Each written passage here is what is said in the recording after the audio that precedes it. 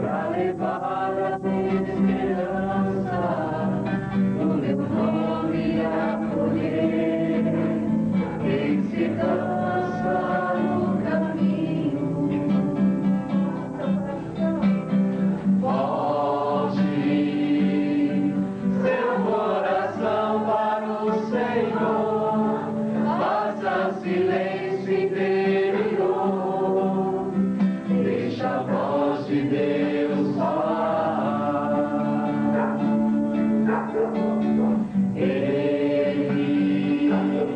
espera a resposta e com você vai caminhar. Deixe o seu barco, deixe sua casa, a seguir os passos meus.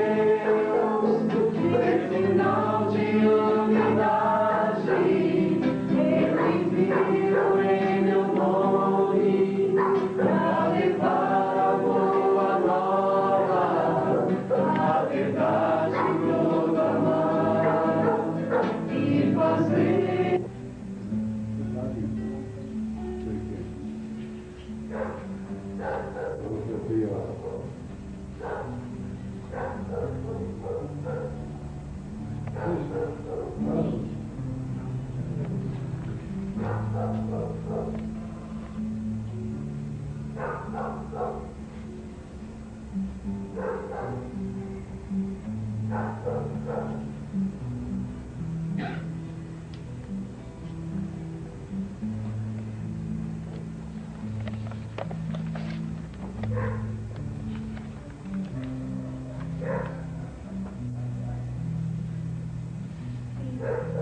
Senhor Jesus, sempre que chega, adverte que seu caminho é o da porta estreita e aquela que o segue não pode pôr a mão no arado e olhar para trás.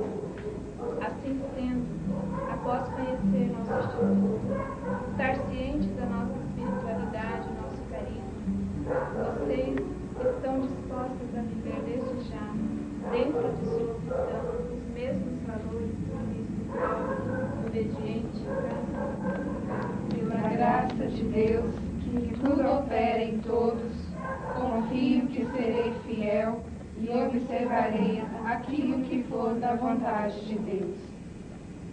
Nosso Senhor, confirma em vós aquilo que Ele mesmo. Amém.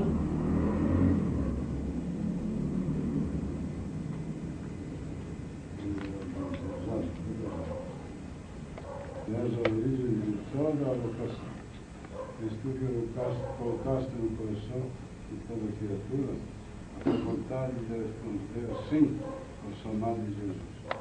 Por isso nós te pedimos que abençoes estes brilhantes com o primeiro sinal do espetáculo dessas tuas filhas que se consagrar a ti, por nosso Senhor Jesus Cristo, vosso Filho, na unidade do Espírito Santo. Amém.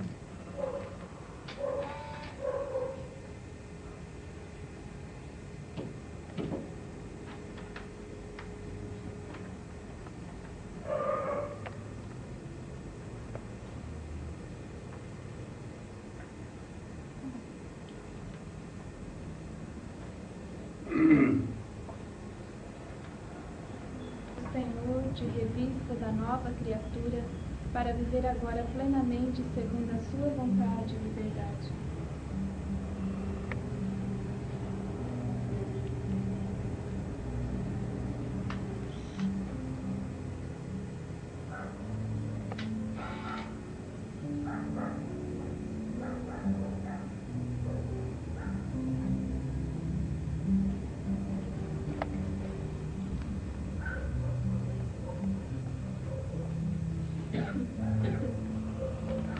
Isabela, do Senhor, de revista da nova criatura para viver agora plenamente segundo a sua vontade e liberdade.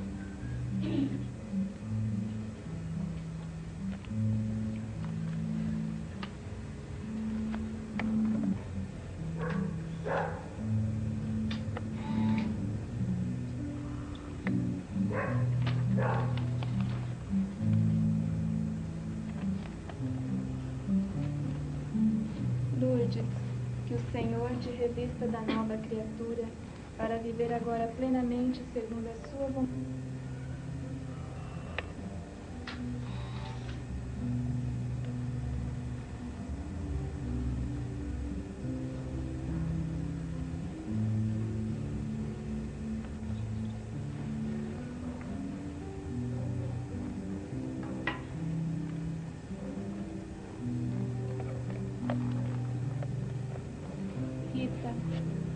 Que o Senhor te revista da nova criatura para viver agora plenamente segundo a sua vontade e liberdade.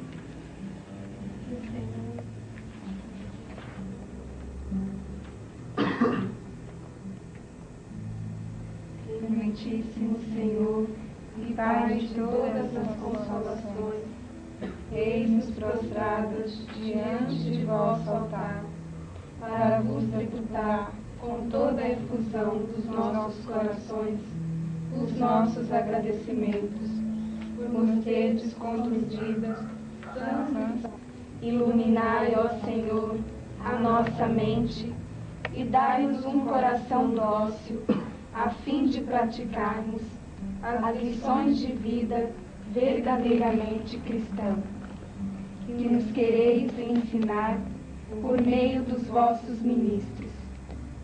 Fazei que o hábito que hoje nos revestimos nos recorde sempre aquela uniformidade de espírito que nos deve animar para conseguir um nobre fim. Pelo nos estimulem a conservar sempre pura a nossa mente. Fazei também que este hábito nos recorde que pertencemos ao privilegiado número dos que se gloriam somente em defender a vossa honra e promover a vossa causa, e que, animados por tão nobres sentimentos, proclamemos que perante o mundo e de suas pompas e vaidades, resolvemos ser vossas fiéis secazes e constantes executadoras da vossa lei, para que, servindo-vos e amando-vos desta vida, possamos conseguir o prêmio da bem-aventurança eterna. A vós também recorremos, ó Maria, nossa orar, vossa maternal proteção. Aqui tendes, ó Maria, mais uma filha para proteger. Consolai e socorrei. Fazei-nos sentir toda a eficácia da vossa poderosa proteção nas nossas angústias, necessidades e tentações. E prova do vosso amor, dai-nos agora a vossa bênção maternal. A vós recorremos, ó glorioso patriarca São José, patrono e provedor dessa fraternidade Javé Salvador. Eis aqui mais uma devota que implora o vosso potente patrocínio, com firme esperança de experimentar os seus salutares efeitos.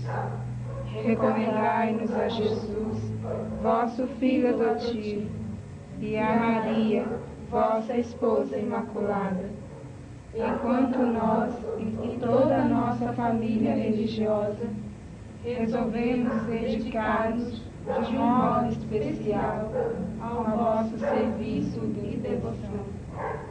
Finalmente, recorremos a vós, São Miguel Arcanjo, defensor perpétuo desta fraternidade, que nos proteja de todos os ataques e ciladas do demônio. Segui sempre à nossa frente, guardando-nos e guiando-nos pelo caminho do bem, assim seja. Glória ao Pai, ao Filho e ao Espírito Santo. Amém. Nós, São José, nosso Pai e provedor, rogai por nós. E agora, juntamente com vossas irmãs, vamos cantar o cântico de consagração a Nossa Senhora, consagrando as vidas delas e também a cada uma de nossas vidas. Com muita alegria. Oh, minha Senhora e também minha mãe, eu me ofereço inteiramente toda a vós, e em troca da minha devoção eu hoje vos dou meu coração. Consagro a vós meus olhos, meus ouvidos, minha boca, tudo que sou, desejo que a vós pertença. Incomparável Mãe, guardai-me, defendei-me como coisa e propriedade vossa. Amém.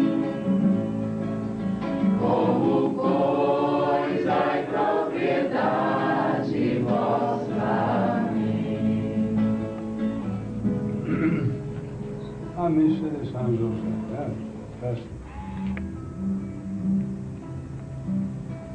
Todos. Não buscaste nem sábios nem ricos, somente queres que eu te siga.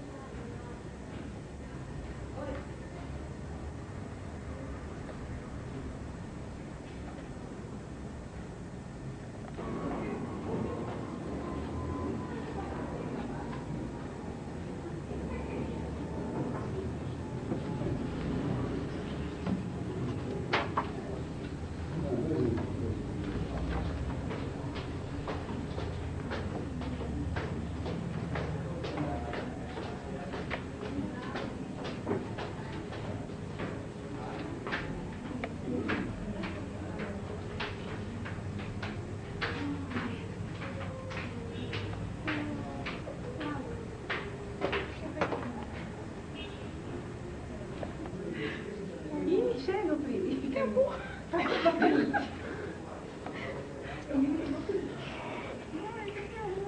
Eu ia registrar no fato. Tá registrando. Sabia que eu ia queimar.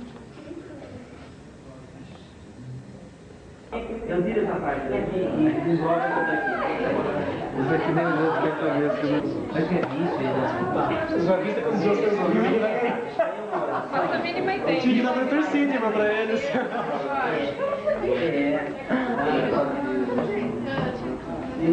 A gente faz isso por devoção, mas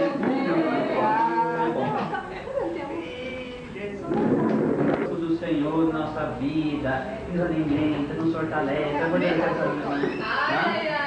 Entendeu? Agora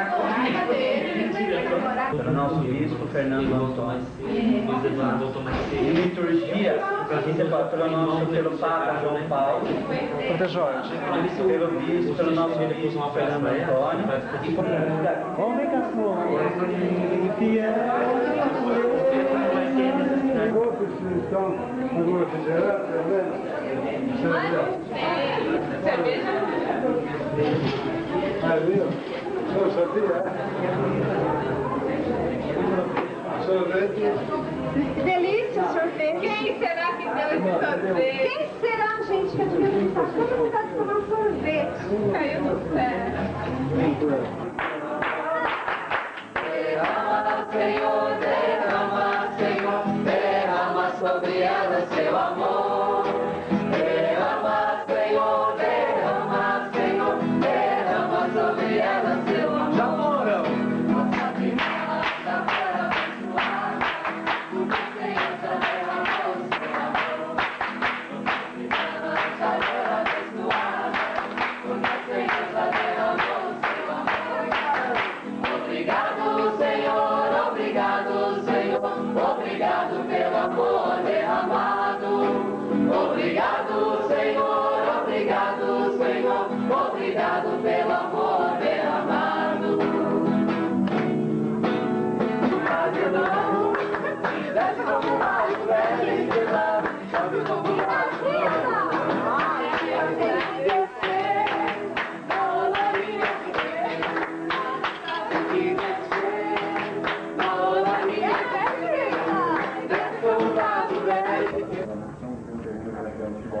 É, daqui um dia também, se quisesse ampliar e tudo, né? Aí não é. Esta aqui também atrás, ela tem um quarto com uma sala e um banheiro, que antigamente aqui moravam os seminaristas nossos que vinham trabalhar aqui. Então, por qualquer eventualidade, sei lá, até se houver até acharam um local, que parece que agora que a Casa do Benal ofereceu uma casinha, que tudo vai ver, aqui teria também um local para isso, também para morar. Ou se o Trembum quisesse passar uns dias aqui e tudo, então, aqui também tem uma pequena acomodação, viu? Essa é uma comunidade agora está começando, mas sempre bairro de Itajaí. Que nós em geral damos o nome da comunidade pelo bairro, né? Já pegou um costume assim, sim. Nós chamamos a comunidade do Itajaí, mas é Santa Luzia. E isso daqui é bem recente tudo, essas construções? Não. Isso aqui não é muito recente. E o bairro aqui é um pouco antiguinho. É. Olha, você vê lá atrás que a parte maior elevada, lá, então lá atrás tem salas, em cima tem uma parte que daria assim, uma pequena moradia, se quisesse também, né? É. Tem um banheiro, tem uma sala grande e um quarto grande. E aqui embaixo o que é? E aqui é salas de catequese, né? Que fazem as festas e tudo, né?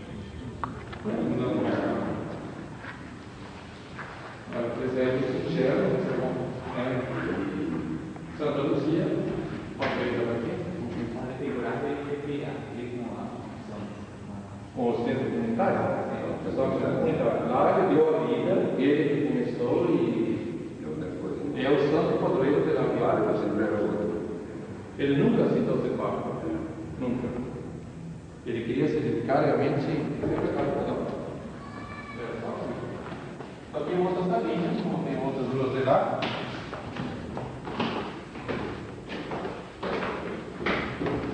A vida deles, eles ficavam aqui. Quer dizer? Uma paróquia aqui, né? Então já estou pensando em desmembrar, viu? Não cria laços. Oi, você está aqui de novo? É o Bife. Ah, ele voltou lá? Ah, vocês voltaram lá? Foi fazer a curva no Bife.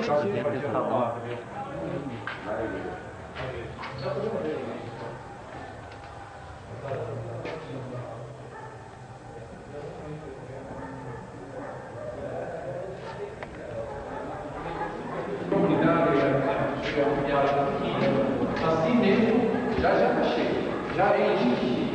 Aqui dá muita gente. Esse aqui é um bairro dá muita gente.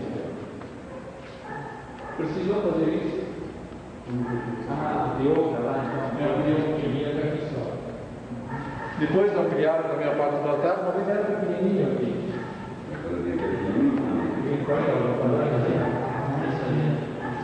Ainda a nossa ideia é fazer azar. Peraí, quando esse cara é pequenininho.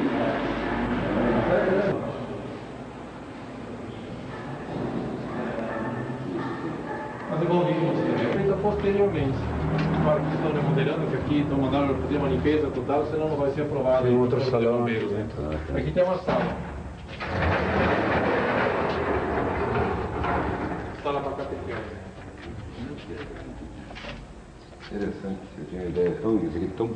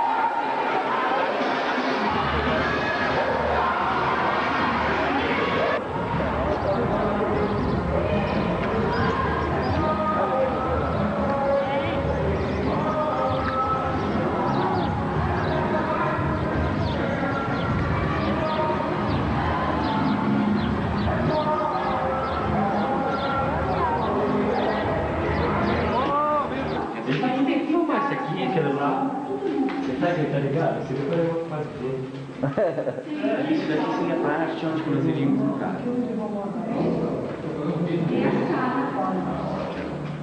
Olha aqui a sala lá.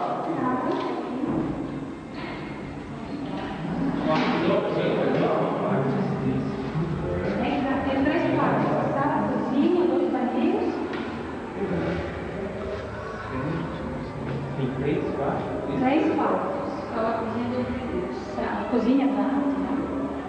Aqui era um quarto, vocês fizeram tirar essa parte, né? Sim, a gente que era uma divisão. Um quartinho pequeno. Foi a primeira casa, não sabe? uma sala maior. Sim, para ter uma sala. Parquinho para creche. Lá já tinha um parquinho, mas estavam os brinquedos muito breves, né? E também todo mundo entrava, assim, era breve, assim. Dá uma ideia, os números para eles. Quantas crianças tem aqui em Guerra?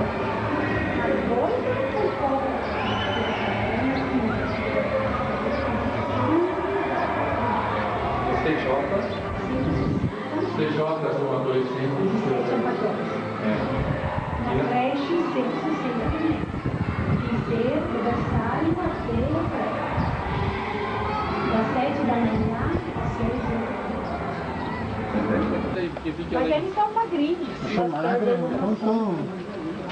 Não, Mas aí pega a iluminação do lado.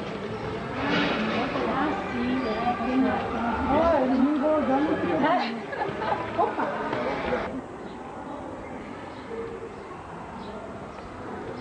É grande, vocês sabem, José.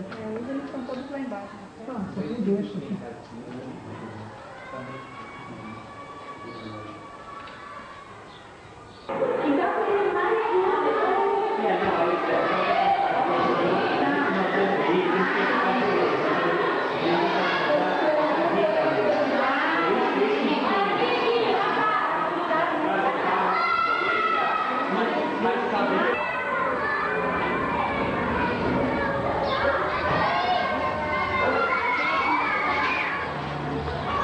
Então, fechado porque na semana senão ia para todo mundo. Então, para fechar mais. Porque a gente ganhou o playground, brinquedos novos. Então, para brinquedo novo. Então, para colocar tudo. E aqui vai ter... Aqui vai ser gramado, vai ter um pouco de areia lá. E a possibilidade de lá de fora, uma sombra, É. Lá daria para um jardim. Mas isso aqui está uma verdadeira obra em construção. a gente faz isso então.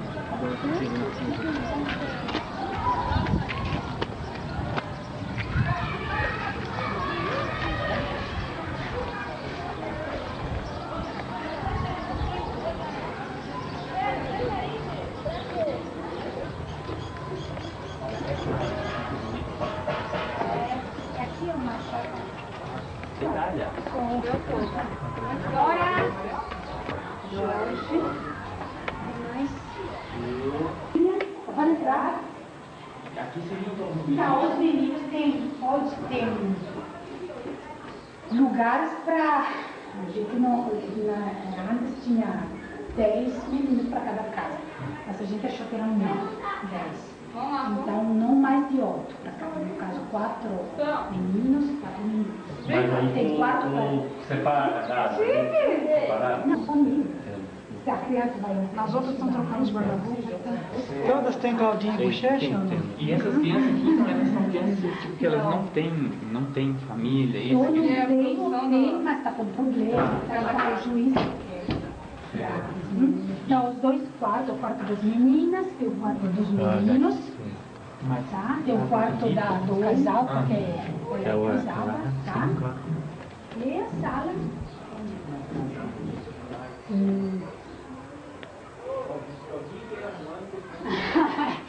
O dia inteiro arrumado, o dia inteiro desarrumado. Tá, vou mandar pra levar pra você. Da escola. Depois me devolve. Depois você tá no horário Pega o balde lá no banheiro, pode levar o preto que tá ali no banheiro. Depois quando leva leva pro... tá? Varrer com a Volta pra casa e aqui continua. Banheiro das meninas. Nós somos 6, são 6 cargos. São presidente e vice, tesoureiro e vice.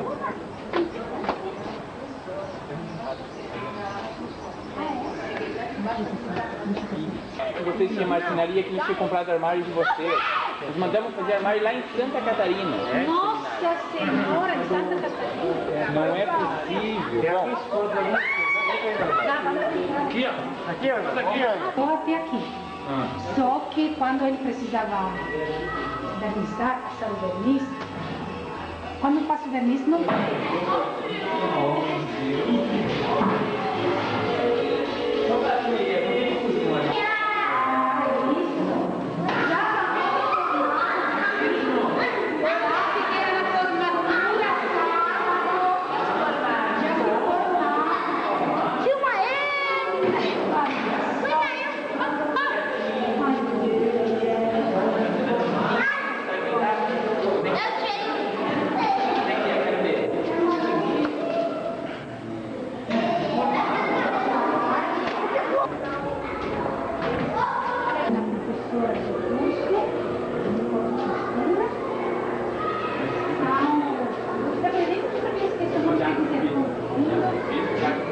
Vai ser biblioteca.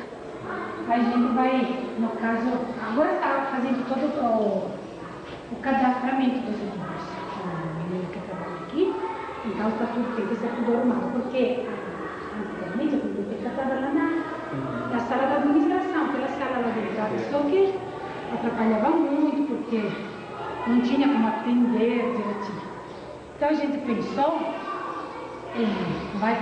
como a sala aqui é grande, e as turmas são só de 10, 12 meninos.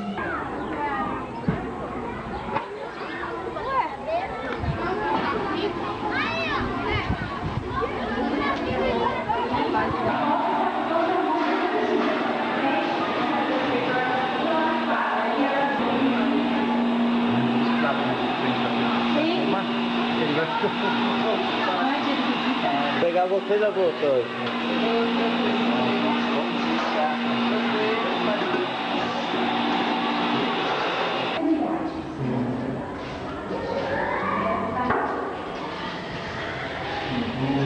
Aqui precisa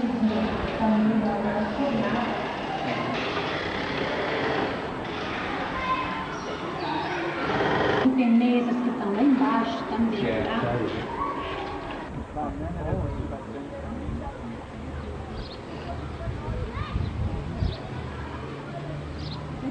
Tudo pode ser melhorado ainda.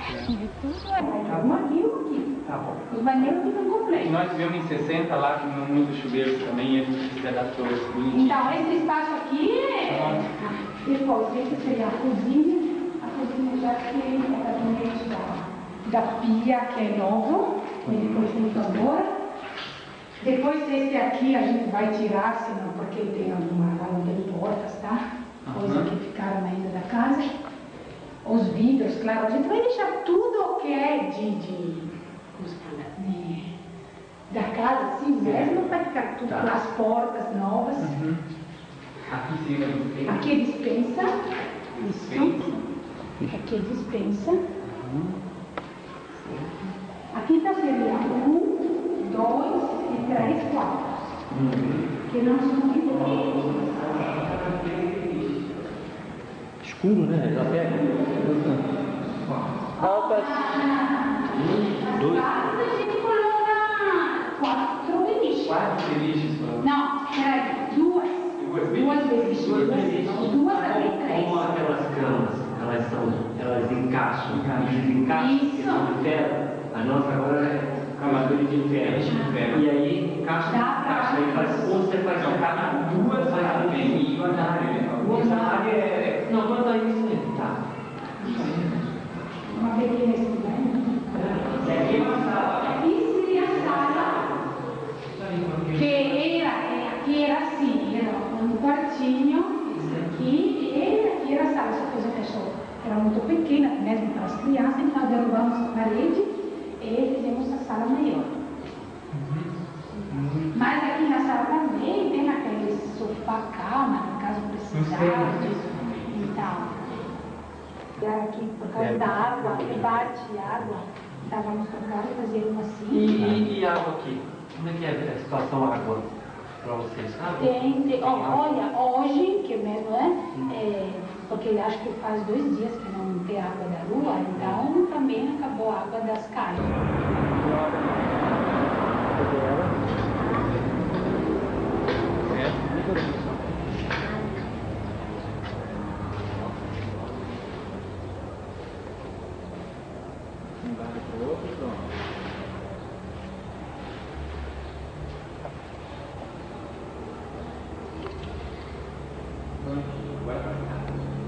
Pode vir, vai pegando bem. Você tem como abrir. Faz o mesmo caminho, assim.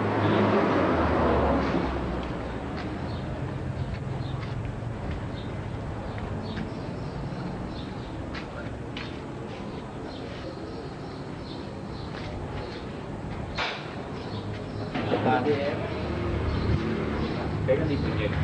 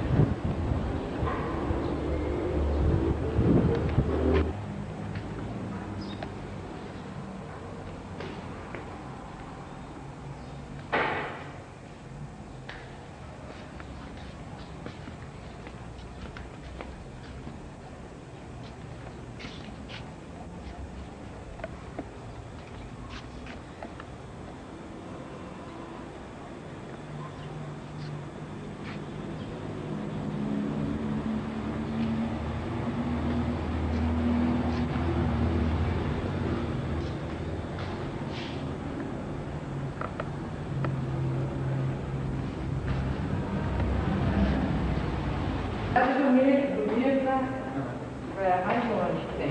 Para mim aqui, né? Depois Itajaí lá, depois pega lá embaixo. Tudo longe, né?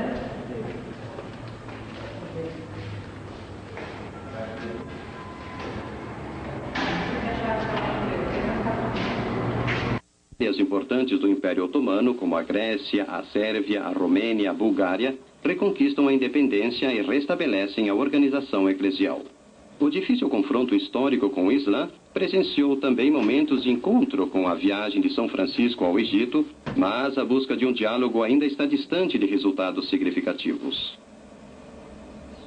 Uma experiência histórica importante e, sob muitos aspectos, autônoma em relação às outras comunidades cristãs. A partir de 325, Constantinopla torna-se capital do Império, graças a Constantino, e por muitos séculos lidera o Império do Oriente, que resistirá às invasões bárbaras e islâmicas.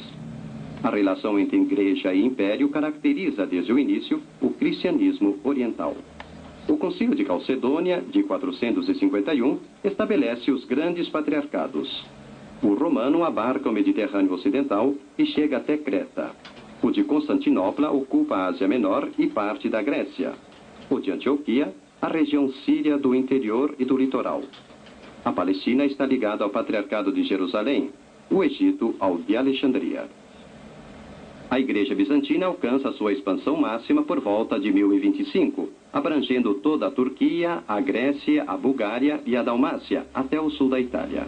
No século VIII, nasce na Igreja Oriental uma acirrada controvérsia acerca da utilização de imagens, que em primeira fase é proibida pelos iconoclastas e depois restabelecida, desempenhando papel relevante na prática religiosa ortodoxa. A distância entre Roma e Constantinopla, tanto no plano religioso como geopolítico, aumenta com o passar do tempo, até chegar ao cisma do Oriente em 1054, justificado por diferenças doutrinais e de culto. O processo de evangelização dos eslavos prolonga-se por muitos séculos e representa um capítulo fundamental da história da Igreja. No século VII, o imperador Heráclio faz as primeiras tentativas de missão entre os croatas, continuadas em 630 por Amando e no século seguinte por Modesto, que prega e funda igrejas na Coríntia. De grande alcance é a atividade dos dois irmãos Cirilo e Metódio, que desde 863 pregam na Morávia e na Panônia, enviados pelo imperador de Bizâncio. Em 864, Boris, o príncipe dos búlgaros, recebe o batismo em Constantinopla. Nos limites entre Oriente e Ocidente, a Sérvia funda no século XIII uma igreja nacional que opta pela ortodoxia. O declínio histórico da Igreja Ortodoxa de Constantinopla e de toda a região dos Balcãs está ligado ao avanço otomano a partir do século XIII. Um progresso importante do cristianismo oriental, porém, é constituído pela Santa Rússia. Em 1965, o encontro entre Paulo VI e o patriarca de Constantinopla, Atenágoras, abre uma nova fase nas relações entre a Igreja Católica e a Oriental, enquanto se intensificam, entre dificuldades de várias naturezas, as relações entre Roma e a Igreja Russa e as atividades ecumênicas no mundo ortodoxo. Forma-se gradualmente a partir do século IX, e após a fundação da Igreja de Kiev, a adoção do cristianismo se oficializa com Vladimir, o Santo, que é batizado em 989 e recebe de Bizâncio o clero necessário para a instituição de diversos episcopados. Com a destruição de Kiev pelos mongóis, em 1240, no sul da Rússia nasce o Império Mongol da Horda de Ouro, com o episcopado russo. A queda de Kiev sob o domínio mongol determina o deslocamento do metropolita para Moscou e a imigração de muitos cristãos para as terras nórdicas ainda livres. A partir do século XIV, começa uma fase de retomada tanto dos mosteiros como da Igreja Russa, sustentada também pela reconquista de vastos territórios pelos czares.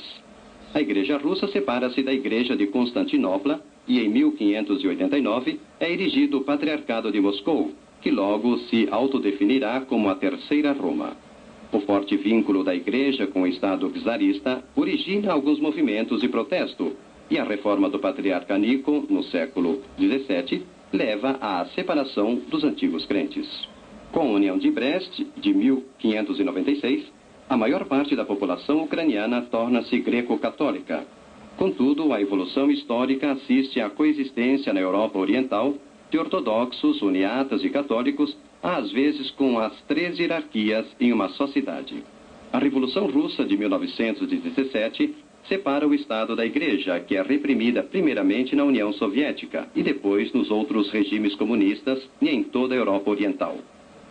Só com a perestroika de Gorbachev, abre-se uma brecha para a Igreja e, em 1990, a União Soviética promulga uma lei em favor das liberdades religiosas. A Igreja Católica Romana alcança sua maior difusão na Europa, chegando às fronteiras com a Igreja Ortodoxa na Finlândia, nos países bálticos e na Polônia, Hungria e Dalmácia. O protesto de Lutero irrompe em terras alemãs e depois chega aos países escandinavos e bálticos. Na região do Sacro Império Romano, rapidamente alcança-se o nível de 70% de adesão ao protestantismo. Por volta de 1600, as várias confissões protestantes já ocupam vastas áreas do centro e do norte da Europa. Na Suíça, a reforma é liderada por Zwinglio e por Calvino, cujas ideias são acolhidas também nos Países Baixos, na Escócia e em algumas regiões do leste da Europa, especialmente na Hungria, dominada pelos turcos. A Inglaterra desenvolve uma confissão autônoma, a Igreja Anglicana, e no final do século XVII, os católicos ingleses estão reduzidos a 10% da população, enquanto prosperam numerosas confissões particulares. Após o Concílio de Trento, de 1545 a 1563, a Contra-Reforma Católica recupera a credibilidade e reconquista o apoio tanto dos fiéis como dos monarcas. Territórios inteiros, antes luteranos, como a Áustria, tornam-se católicos, enquanto o protestantismo não consegue instalar-se na França e na Polônia. A intolerância religiosa e as tentativas dos soberanos de impor a própria confissão nos territórios ocupados determinam uma longa e cruenta fase de conflitos religiosos que culminam na Guerra dos 30 Anos. Em 1648, a Paz de Münster põe fim à dramática série de guerras de religião da história do cristianismo, estabelecendo um equilíbrio geopolítico e uma tolerância pelo menos parcial. A geografia religiosa nascida ao final das guerras de religião na Europa, em grande parte permaneceu inalterada até o século XX. Érica, em 1492, e na segunda viagem, no ano seguinte, leva consigo o primeiro religioso, Bernardo Boyle. Após a conquista espanhola, criam-se os primeiros episcopados nas ilhas do Caribe, das quais partem também as primeiras missões das ordens religiosas. Os franciscanos chegam ao México em 1523. 3 anos depois, os dominicanos. A seguir, os eremitas agostinianos e os jesuítas. Em 1546, o México é elevado à metrópole. As ordens religiosas estabelecem-se primeiro no sul e no centro do México. Depois, a partir do século XVI, aventuram-se em direção ao norte, e especialmente os jesuítas ao noroeste, na área californiana. Os mendicantes ao nordeste, ao longo do Golfo do México e logo até a Flórida. As ordens religiosas destacam-se pela construção de obras sociais, como escolas e hospitais. Depois de 1767, os jesuítas são expulsos de todas as terras coloniais espanholas e são substituídos por dominicanos e, sobretudo, por franciscanos, que fundam novas missões, dentre as quais São Francisco.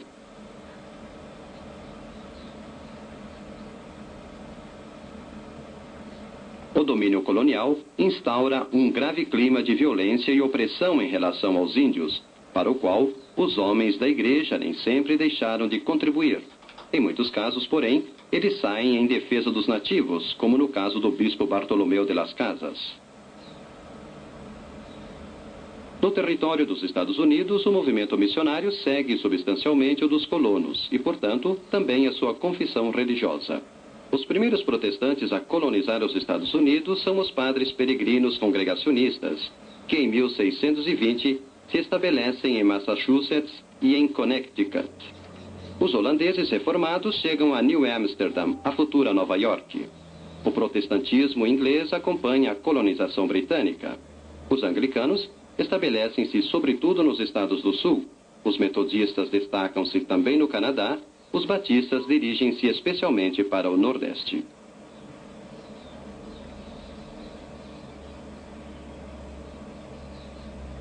O movimento dos Quakers, a partir da segunda metade do século XVII, difunde-se também para os Estados Unidos do Nordeste, onde William Penn funda a Pensilvânia, com a capital Filadélfia, a cidade do amor, que passa a abrigar também outras confissões perseguidas, como os batistas e os presbiterianos. Na primeira metade do século XVIII, muitos luteranos alemães e escandinavos chegam aos Estados Unidos. Os Mormons estabelecem-se em Utah em 1847. As comunidades ortodoxas nos Estados Unidos originam-se da primeira missão russa no Alasca em 1794, proveniente da Sibéria, e se enriquecem posteriormente com a chegada de imigrantes vindos de toda a Europa Oriental. Uma contribuição importante ao cristianismo norte-americano é trazida pela comunidade negra, que introduz não apenas uma cultura e sensibilidade musical particulares, mas que se expressa também com figuras do porte de Martin Luther King, emblema das reivindicações antirracistas. A presença católica, já por volta de 1850, é relevante na Califórnia e no México e no território dos Grandes Lagos, também devido à comunidade francesa do Canadá. A imigração irlandesa e italiana e a grande afluência hispânica fizeram dos católicos a confissão mais numerosa nos Estados Unidos. A América Latina mistura-se com a da conquista e da colonização espanhola e portuguesa, também devido à instituição do padronato que submetia a atividade da igreja nas novas colônias ao poder dos reis europeus. Os principais artífices das missões na América Latina são as ordens religiosas. Já no início do século XVI, os primeiros franciscanos e dominicanos chegam ao continente. Os jesuítas iniciam sua atividade missionária por volta de 1550 no Brasil, com a Escola da Bahia e as fundações de Salvador, Rio de Janeiro e Santos. Penetram depois ao longo do Rio Amazonas. A organização das ordens religiosas compreende também o sistema de reduções, levadas à perfeição pelos jesuítas no Paraguai no século XVII. As reduções são colônias fechadas e dirigidas por missionários, formadas por índios convertidos, que se tornam autossuficientes graças a uma organização evoluída. A primeira universidade da América Latina é fundada pelos dominicanos em São Domingos, seguida por muitas outras. Os dominicanos estabelecem-se sobretudo na Colômbia e na Venezuela, onde a oposição dos índios retarda muito a atividade missionária. A presença de ordens religiosas é marcante. No século XVIII, só os franciscanos têm mais de 500 conventos na América Latina. O estabelecimento da igreja frequentemente se defronta com a instituição do padronato e, portanto, com as exigências e prioridades impostas pelos monarcas. Até 1546, ano da instituição das 3 províncias eclesiásticas do México, Lima e São Domingos, todos os episcopados da América Espanhola ainda estão submetidos a Sevilha. Em 1564, Bogotá é elevada à metrópole. A primeira diocese brasileira surge em 1557, a primeira da Bolívia em 1609. Caracas torna-se diocese somente em 1803. No início do século XIX, com as guerras de independência latino-americanas, a Igreja atravessa uma fase de crise dividida entre os defensores do padronato espanhol e português e os partidários da independência, que por fim prevalecem, determinando a divisão da Igreja sul-americana em numerosas igrejas nacionais. Enormes conflitos sociopolíticos marcam a história recente da América do Sul, cuja realidade eclesial finalmente encontra reconhecimento na forte presença do Concílio Vaticano II. A Conferência de Medellín de 1968 assiste pela primeira vez à presença de um Papa, Paulo VI, na América Latina e impulsiona uma visão mais social do cristianismo. As sucessivas viagens de João Paulo II testemunham o peso crescente da Igreja Católica do continente sul-americano, onde vive agora a maioria dos católicos. As primeiras regiões alcançadas pela pregação cristã, que se difunde por meio da rede de estradas litorânea, originando numerosas comunidades ao longo de toda a costa mediterrânea, dentre as quais sobressaem Alexandria e Cartago. No início do século IV, os cristãos chegam até a região setentrional da Núbia, e nos 2 séculos seguintes, missões coptas, ou seja, egípcias, estendem-se mais ao sul, ao longo do curso do Nilo, até Khartoum. Na Etiópia, em 330, 2 leigos, Frumêncio e Edésio, fundam uma nova igreja ligada a Alexandria, que em seguida se torna monofisista. Após o concílio de Calcedônia do ano 451, a igreja egípcia torna-se autônoma e continua a prosperar mesmo sob o domínio islâmico, que nesta região se revela bastante tolerante.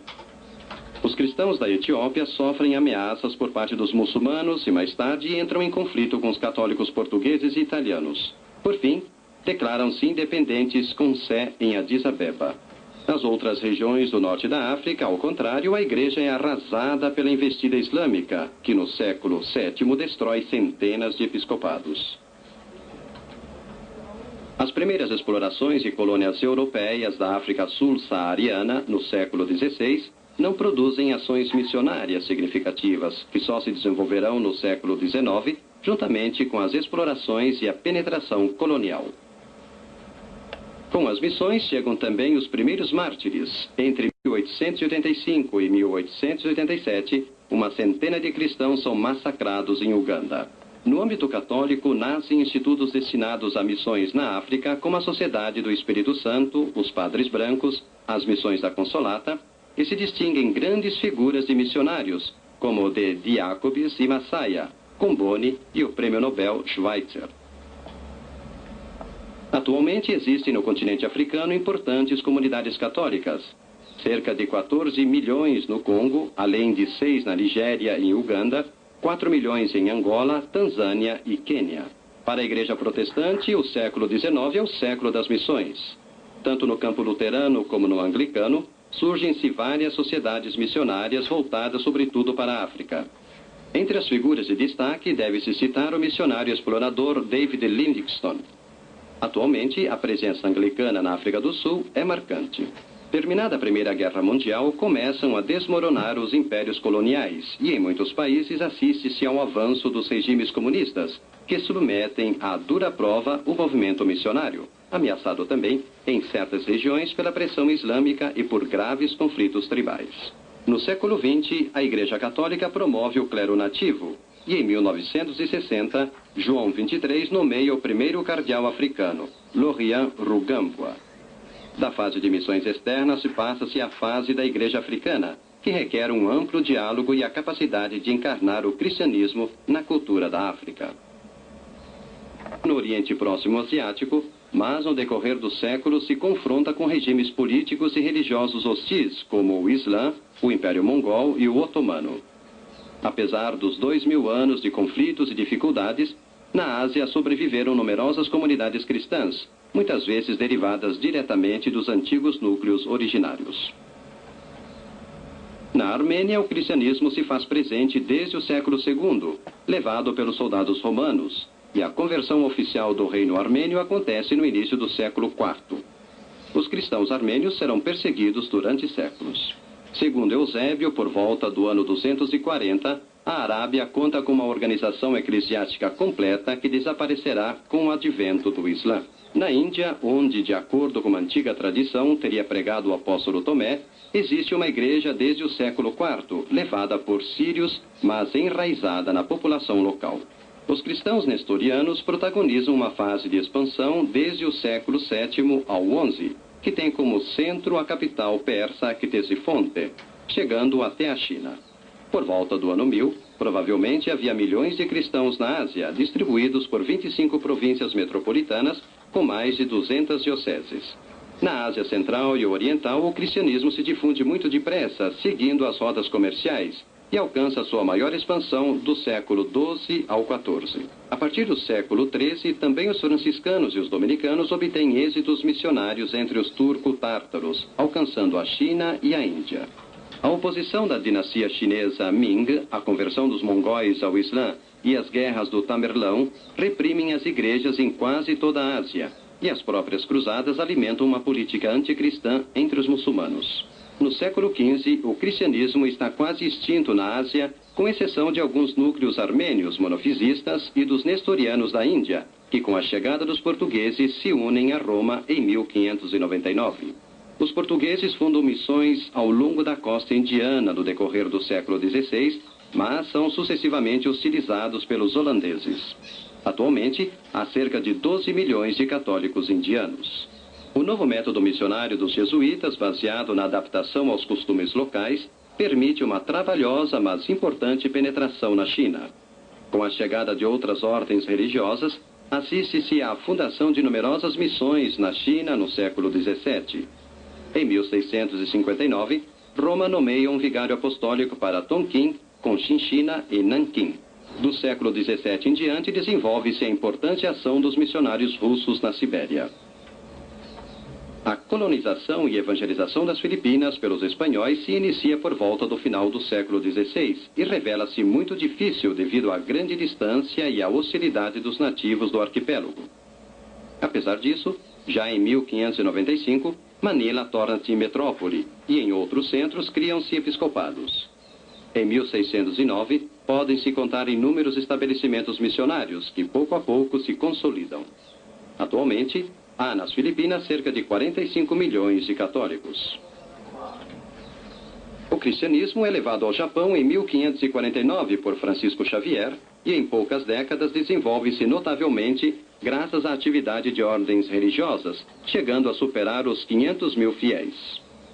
A hostilidade inicial dos primeiros anos do século XVII transforma-se em verdadeira perseguição, destinada a reprimir todo o movimento missionário que só é retomado no século XIX.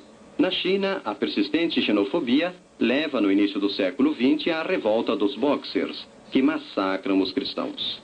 Em seguida, o advento do ateísmo comunista projeta uma sombra sobre a igreja chinesa. Também na Coreia, a jovem comunidade cristã sofre uma feroz perseguição na metade do século XIX. 103 cristãos são mortos, dentre os quais o primeiro sacerdote coreano, Kim Tae-gon. A mensagem evangélica é a Oceania, percorrida pela primeira vez por Magalhães no início do século XVI e explorada por Tasman e Cook só nos 2 séculos seguintes. Austrália e Nova Zelândia, sob domínio inglês, recebem missões católicas e protestantes, francesas, americanas e inglesas, que são as precursoras do processo de colonização também nos arquipélagos do Pacífico.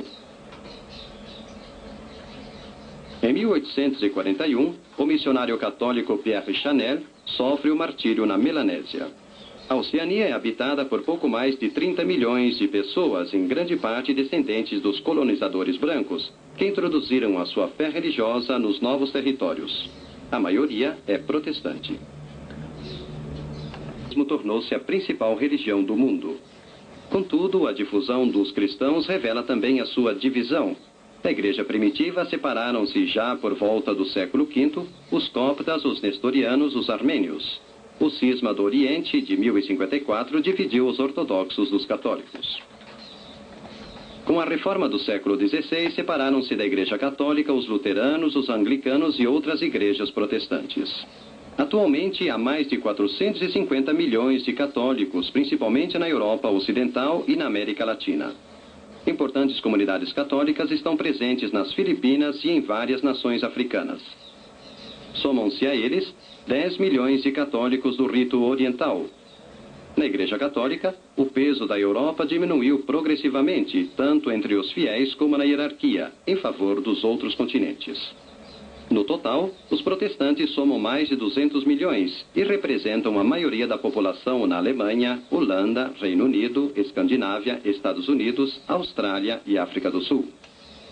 Entre as confissões protestantes, os anglicanos, denominados episcopalianos, fora da Inglaterra, são cerca de 40 milhões, enquanto os luteranos perfazem 70 milhões. Os cristãos ortodoxos estão ainda presentes nos antigos patriarcados do Oriente, Constantinopla, Alexandria, Antioquia, Jerusalém, onde a maioria da população atualmente é muçulmana. Mas a maioria dos ortodoxos está na Rússia e nas regiões siberianas, na Grécia, na antiga Iugoslávia, na Bulgária, Romênia e também nos Estados Unidos. Ao todo, somam cerca de 110 milhões. Pertencem ao cristianismo oriental também as antigas igrejas monofisistas, que não aderiram ao Concílio de Calcedônia de 451. 3 milhões de coptas no Egito, 12 milhões de etíopes, cerca de 3 milhões e meio de armênios, além de 1 milhão de sírios no Oriente Médio e na Índia. Na Ásia, vive ainda o pequeno grupo dos nestorianos ou assírios. No século XX, a Igreja viveu grandes momentos de renovação com o Concílio Vaticano II no campo católico e o ecumenismo, mas experimentou também a resistência das igrejas submetidas aos regimes comunistas, cuja queda abre novas perspectivas de evangelização na Europa, Ásia e África. Um grande desafio é recuperar a religiosidade nos países secularizados. Em vista do terceiro milênio do cristianismo, multiplicam-se os esforços para obter a unificação dos cristãos.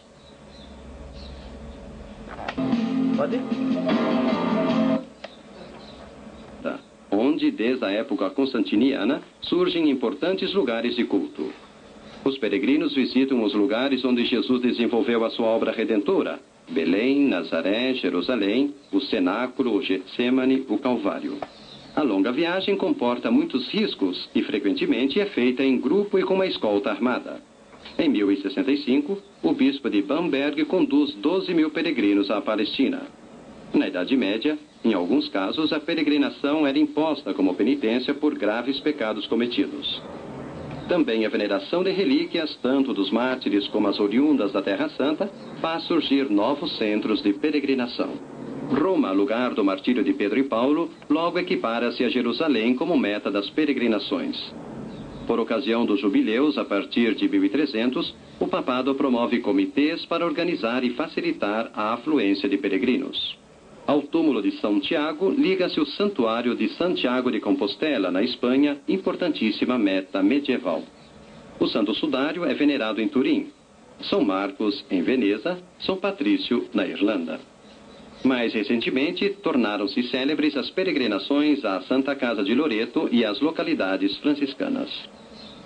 Após o século V, sobretudo no Oriente, se multiplicam as peregrinações ligadas às aparições divinas de anjos e de Maria e ao culto das imagens, especialmente de Cristo e de Nossa Senhora, consideradas às vezes de origem milagrosa. Peregrinações marianas predominam sobretudo a partir do século XVI. Maria é venerada em inúmeros santuários, dentre os quais Częstochowa, na Polônia, Altötting, na Baviera, Mariazell, na Áustria, Europa e Pompeia, na Itália, Montserrat e Saragossa, na Espanha. Mais recentes são as aparições marianas em Lourdes, para onde as numerosas curas atraem sobretudo os doentes, e em Fátima. Isso acontece nas catacumbas antes do reconhecimento da religião por parte do Estado romano. Desde o edito de Constantino de 313, os seguidores de Cristo podem reunir-se publicamente e nascem, portanto, os primeiros edifícios sagrados.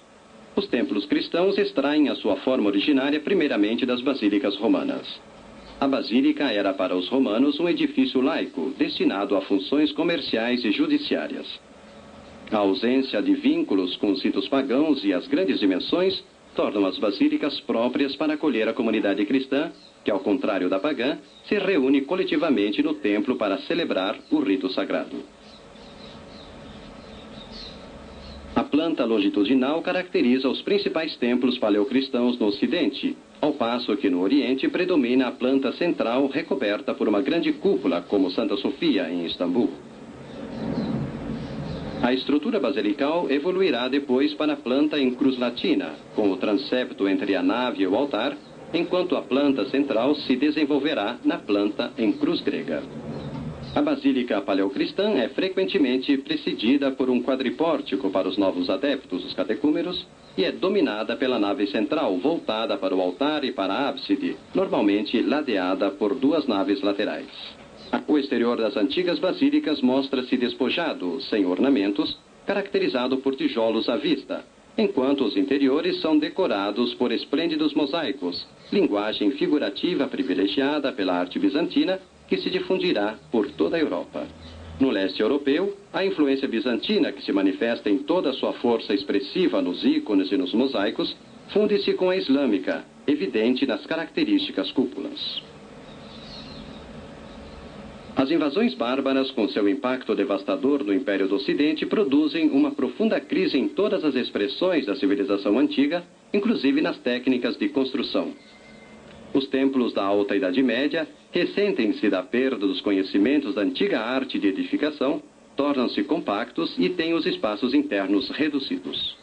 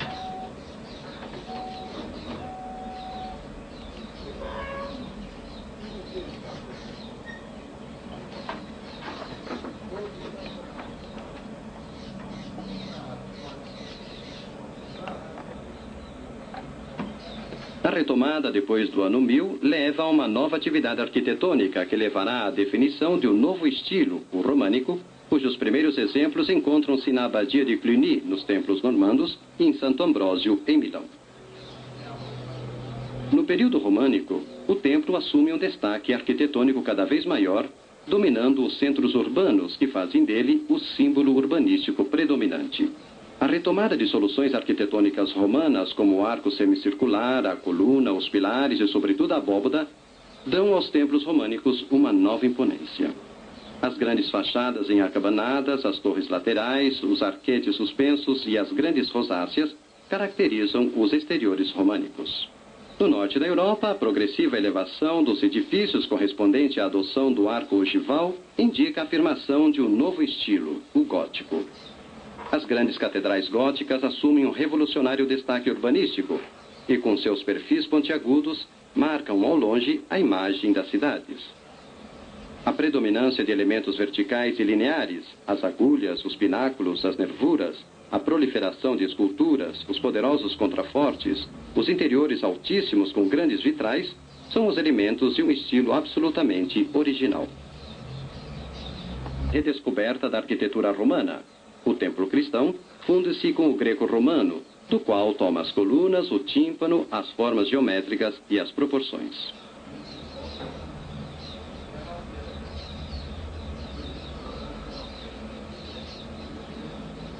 A construção da Basílica de São Pedro envolve grandes artistas, como Bramante, com o projeto baseado na grande planta central, Rafael, que propõe a planta longitudinal, Michelangelo, que projeta a grandiosa cúpula. No período barroco, Bernini conclui o grande templo com a colunata e o espetacular baldaquim, que dá destaque ao altar. O barroco traz inovações significativas na forma do templo cristão. A crise da Igreja Católica requer uma arte que envolva os fiéis com ambientes emocionantes, em que as várias artes convergem para um comum objetivo cenográfico. Enquanto a reforma promover a simplificação do edifício eclesiástico, a Contra-Reforma impõe, ao contrário, um decisivo enriquecimento de todos os seus componentes. Pintura, escultura e arquitetura fundem-se para criar ambientações em que a proliferação de figuras, o dinamismo das linhas arquitetônicas, o impacto das cores e das luzes fascinam os fiéis e transformam o templo em uma espetacular cenografia. Tal tendência difunde-se nas colônias de fora da Europa, sobretudo nas de língua espanhola e portuguesa. A difusão do iluminismo combate o gosto irracionalista barroco, propondo a racionalidade neoclássica que se estende por todo o século XIX, juntamente com a tendência ao ecletismo, que reinterpreta formas góticas, românicas, barrocas. Na primeira metade do século XX, a forma dos templos permanece substancialmente alheia à evolução da arquitetura contemporânea, enquanto no segundo pós-guerra, os grandes arquitetos, a partir de Le Corbusier, dirigem novamente a atenção para o tema do templo.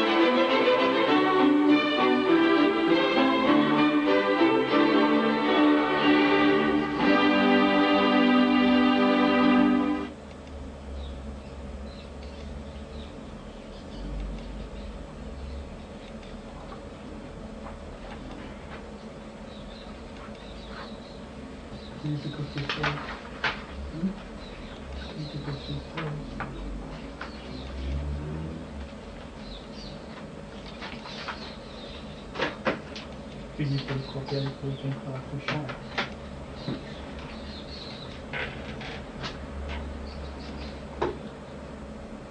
Eu queria fazer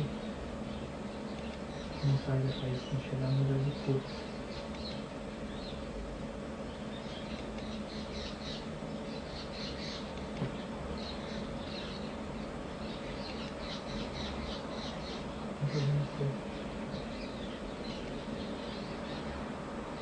Porta direita. Porta direita.